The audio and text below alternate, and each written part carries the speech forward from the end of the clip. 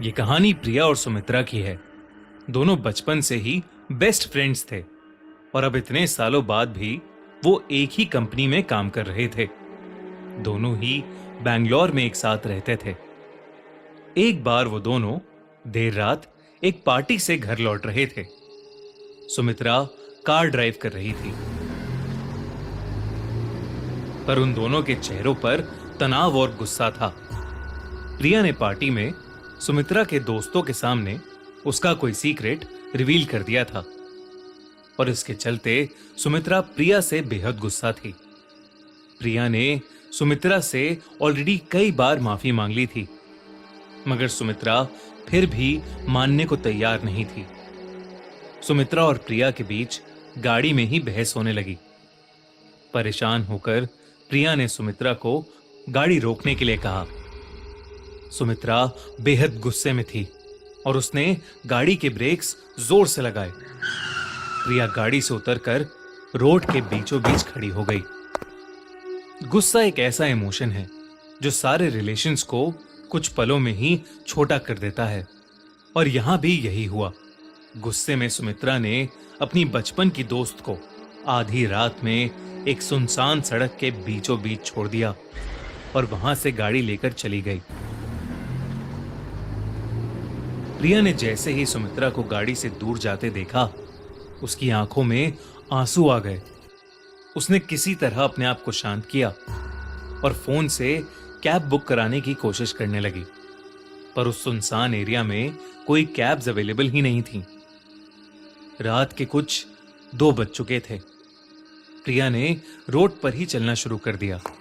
उसने सोचा कि थोड़ा आगे चलकर शायद उसे कोई ऑटो या टैक्सी मिल जाएगी। अपने फोन में नजरें गड़ाए प्रिया रोड पर चल रही थी कि तभी उसका पैर कीचड़ में पड़ गया। प्रिया का पूरा पैर उस गंदे कीचड़ में डूब गया था। लेकिन एक अजीब बात थी, वो कीचड़ सड़क के नॉर्मल कीचड़ जैसा नहीं था, बल्कि बेहद चिपचिपा और गाढ़ा था। और तो और उस कीचड़ में से काफी बुरी बदबू आ रही थी। प्रिया ने इधर उधर देखा तो उसे रोड के साइड पर एक लाल रुमाल पड़ा मिला। प्रिया ने उस रुमाल से अपने पैरों को अच्छे से साफ किया और उस रुमाल को वहीं फेंक कर वो आगे चलने लगी। कुछ ही दूर चलते हुए प्रिया को ऐसा सुनाई पड़ा कि जैसे कोई उसकी तरफ तेजी से भाग कर आ रहा हो। प्रिया ने तुरंत ही पलट कर देखा, पर वहां कोई था नहीं। प्रिया को यह बात बेहद अजीब लगी, पर उसने उस आवाज को अपने मन का वहम मान लिया और आगे चलने लगी। चलते चलते प्रिया को काफी प्यास लगने लगी थी। पानी की बोतल निकालने के लिए प्रिया ने अपना पर्स खोला तो वो थोड़ी दंग हो गई। उसके पर्स के अंदर वही सड़क वाला लाल रुमाल पड़ा हुआ था। तो प्रिया को याद था कि उसने वो रुमाल जमीन में फेंक दिया था, तो फिर उसके पर्स में वो रुमाल कैसे आया? प्रिया उस लाल रुमाल को अपने हाथ में पकड़े ये सोच ही रही थी कि उसे महसूस हुआ कि कोई उसके पीछे खड़ा है। प्रिया जब मुड़ी तो उसके एकदम पास तो कोई नहीं था, लेकिन थोड़ी दूरी पर ही एक पेड़ के पीछे से एक आदमी प्रिया को देख रहा था। उस आदमी ने एक काले रंग की हुडी जैकेट पहनी हुई थी, जिसे देखकर प्रिया अचानक घबराहट महसूस करने लगी। वो आदमी दूर एक पेड़ के पीछे से उसे देखे जा रहा था। प्रिया उसकी शक्ल तो साफ साफ नहीं देख पा रही थी, मगर उसे वो आदमी किसी नॉर्मल इंसान की तरह तो बिल्कुल नहीं लग रहा था। सहमी सी प्रिया ने उस रुमाल को वहीं फेंका और अब वो तेज कदमों से आगे चलने लगी। प्रिया अब अपने गुस्से को भूल गई थी और डर के मारे वो सुमित्रा को फोन मिलाने लगी, पर उसका फोन लग ही नहीं रहा था। प्रिया को बार बार अपने पीछे किसी के कदमों की आवाज भी आ रही थी, पर प्रिया में पीछे मुड़कर देखने की हिम्मत नहीं थी। वो इतनी ज्यादा डर गई थी कि वो रोने लगी, और अब की बार उसकी आंखों से जो आंसू आए वो रोके नहीं रुके। प्रिया के फोन में नेटवर्क नहीं आ रहा था और उसके पीछे चल रहा आदमी उसकी जान के लिए खतरा भी हो सकता था। प्रिया ने मन में डिसाइड किया कि वो दौड़कर उस आदमी से बहुत दूर भाग जाएगी। लेकिन उसने जैसे ही भागना शुरू किया, उसी वक्त उसका पैर दोबारा एक कीचड़ के गड्ढे में पड़ गया।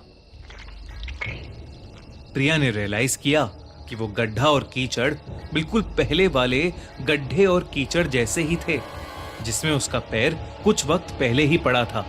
प्रिया की समझ में अब कुछ नहीं आ रहा था, क्योंकि शायद वो उसी जगह पर वापस आ गई थी जहां से उसने चलना शुरू किया था। प्रिया ने जैसे ही अपनी दाईं तरफ देखा तो वहां वही काली हुडी जैकेट पहने वो आदमी खड़ा था और उसके हाथ में वही लाल रुमाल था। उसे देखते ही प्रिया की चीख निकल गई, क्योंकि अब प्रिया उसका चेहरा बिल्कुल साफ साफ देख पा रही थी। उस आदमी का चेहरा इतना भयानक था कि प्रिया सुन्न पड़ गई थी। उस आदमी की आंखें अंदर धसी हुई थीं और उसके चेहरे पर अजीब सी किस्म की दरारें थीं, जिनसे खून बह रहा था। प्रिया बुरी तरह रोने लगी। वो आदमी अब प्रिया को रोता देख अजीब ढंग से मुस्कुराने लगा था और धीरे धीरे अब वो उसके पास भी आने लगा था। ये देखकर वहां जमी सी खड़ी प्रिया चीख चीख कर भागने लगी। प्रिया ने भागते हुए डर के मारे अपनी आंखें बंद कर लीं और तभी अचानक वो किसी बहुत बड़ी चीज से टकरा गई और वहीं बेहोश हो गई। उसे होश आया तो वो किसी गाड़ी की बैक सीट पर थी। प्रिया का एक सेकंड के लिए दिल कांप उठा, लेकिन जब उसने देखा कि गाड़ी कौन चला रहा है, तब उसकी जान में जान आ गई। उसकी दोस्त सुमित्रा ही गाड़ी ड्राइव कर रही थी। सुमित्रा ने बताया कि उनकी लड़ाई के बाद सुमित्रा को कुछ दूर जाकर प्रिया की चिंता होने लगी थी। आखिर वो दोनों बेस्ट फ्रेंड्स थे और जब प्रिया का फोन आउट ऑफ नेटवर्क गया तो सुमित्रा और भी ज्यादा परेशान होने लगी थी। इसलिए सुमित्रा ने उसी वक्त प्रिया को वापस लाने के लिए अपनी गाड़ी मोड़ ली थी। सुमित्रा ने उसे बताया कि प्रिया भागती हुई उसकी गाड़ी से टकरा गई थी। सुमित्रा ने कई बार प्रिया से उसके रोने का कारण पूछा, पर प्रिया उसे कुछ भी नहीं बता पाई। प्रिया को कभी समझ नहीं आया कि उसके साथ क्या हुआ और शायद इसीलिए प्रिया आज भी उस घटना के बारे में बात नहीं करती। उस रात के बाद अगर प्रिया कहीं किसी के पास कोई लाल रुमाल देख ले तो उसका दिल बुरी तरह दहल उठता है।